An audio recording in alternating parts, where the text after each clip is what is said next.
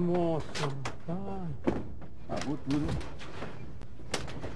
Que coisa. Como é que era a armação em cima? A gente não conhecia por dentro, né? Seu pai conhecia, né? Meu pai, Nossa, ele mexia com isso aí, né? ainda bem que meu pai morreu, viu? Se meu pai visse um troço desse aqui, ele morria, agora ele morria mesmo. É. Ele era carpinteiro de vagões, né? Ele é para dar manutenção, né? Fazendo isso a vida inteira na ferrovia, você já pensou?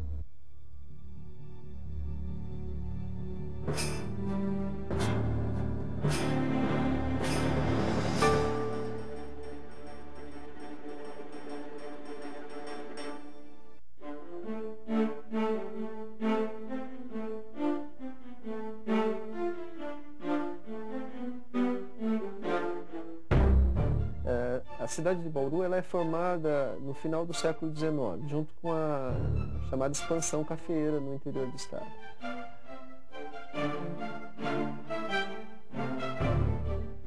É certamente o café que vai fazer acontecer a formação dessas cidades no interior paulista, de Campinas para diante. Né? O café começa, todo mundo sabe, lá no Vale do Paraíba, e para o oeste ele começa a vir a partir de 1860, 70, né? Já sob uma nova ordem, uma ordem mais capitalista.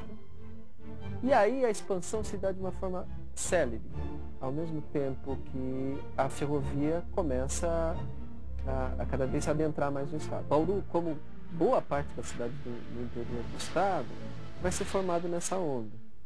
Se não aportasse uma estaçãozinha, uma ferrovia na cidade, bom, ela desapareceria, como muitas cidades desapareceram.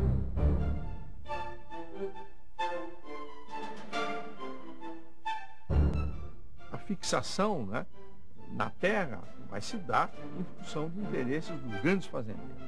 Então, grandes fazendas, grandes propriedades, não é? Comercialização das terras. As terras são comercializadas de uma forma acelerada. O Estado, inclusive, cria, por volta de 1882, 83, as chamadas comissões geográficas e geológicas. Para quê? Exatamente para fazer um reconhecimento desse oeste. Dizem os mapas antigos que essa região do centro-oeste paulista era uma região desconhecida e habitada por índios. Quando eu vim, essa igreja já estava pronta. Já está pronto, São Sebastião? Agora aqui tinha o porre de índio, da ponte para lá. Tinha o quê? Índio. Tinha muito? Da Fazenda Bela Vista, Fazenda da Faca, era praticamente só índio. Ah, mas eram os índios Guarani, os pacificados já, né? Isso. Quando encontrava era fogo. O negócio não era mole, não.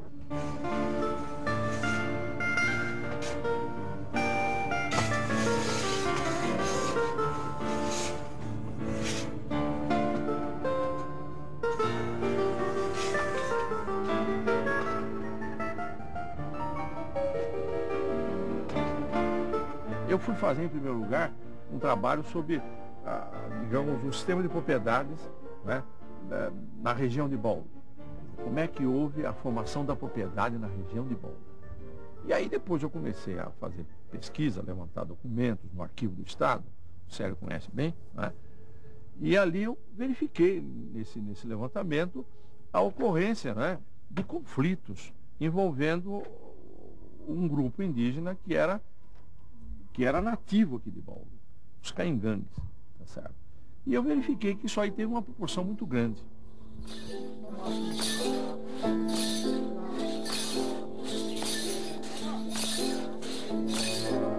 Era um grupo indígena que estava aqui há muito tempo, que tinha uma organização, que era uma organização na base de um comunismo primitivo, quer dizer, não é?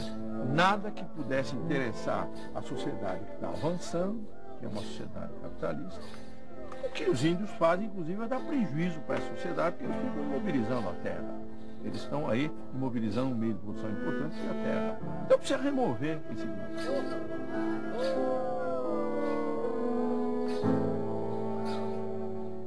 E aí, quando vem a ferrovia, quando chega a ferrovia, a partir de 1905, aí o processo se acelera. Né? Porque a ferrovia representa o quê? O sinal que a sociedade veio para ficar mesmo, para avançar.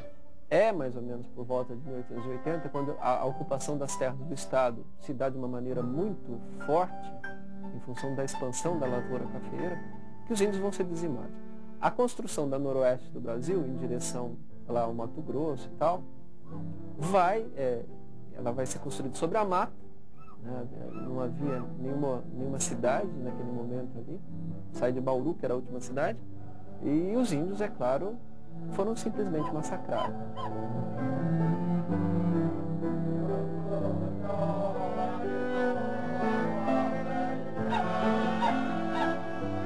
Você tem notícias assim, mais ou menos, né? Aparece na imprensa do Rio de Janeiro. A utilização de roupas contaminadas de varíola para poder exterminar os índios. Elas eram deixadas nas proximidades dos acampamentos dos trabalhadores, né, que derrubavam a mata para a ferrovia poder entrar, e os índios iam roubar os acampamentos e acabavam roubando essas roupas. Parece-me que há relatos também sobre indícios de envenenamento. Envenenamento de água, recursos utilização de desses estricnina. Os índios, é claro, por sua vez, tentavam matar os brancos, né?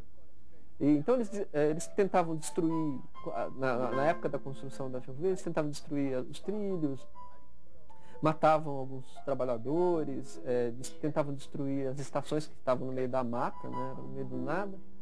Agora os índios tinham razão, porque o branco chegava aqui, entrava, caçava, pescava e cortava madeira para fazer dormentes. Olha, deve ter cortado madeira aí, que não é brincadeira, né?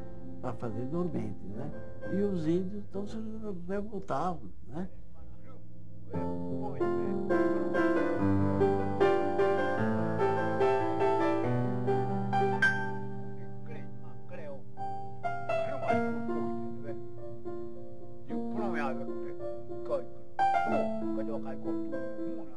E é interessante como se comportava a imprensa da época, né? Assim, tudo que os índios faziam era colocado de uma forma assim absurda, que eram monstros, assassinos e cruéis, né?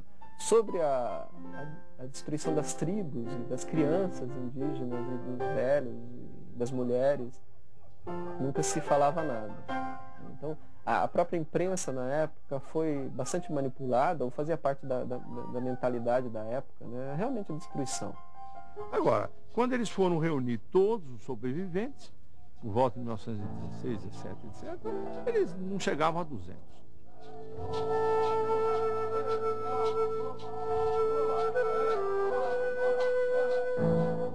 A Índia Vanuíri, que foi uma das representantes dos caigangues, que eu falo um pouco no meu livro dela, porque ela é uma intermediária que, no fim, os guerreiros estavam todos praticamente já dizimados, ela estava com algumas crianças e alguns guerreiros, ela fica cantando a noite inteira, no sentido de amenizar, né, que os guerreiros deixassem as armas, e ela aparece como uma grande intermediária dessa última coalizão entre brancos e índios. E parece que, no fim, é Rondon que pacifica os índios, ele que chega com o seu brilho e ele pacifica. Não, ele deu conta que houve uma conjuntura favorável, que era esse cansaço, esse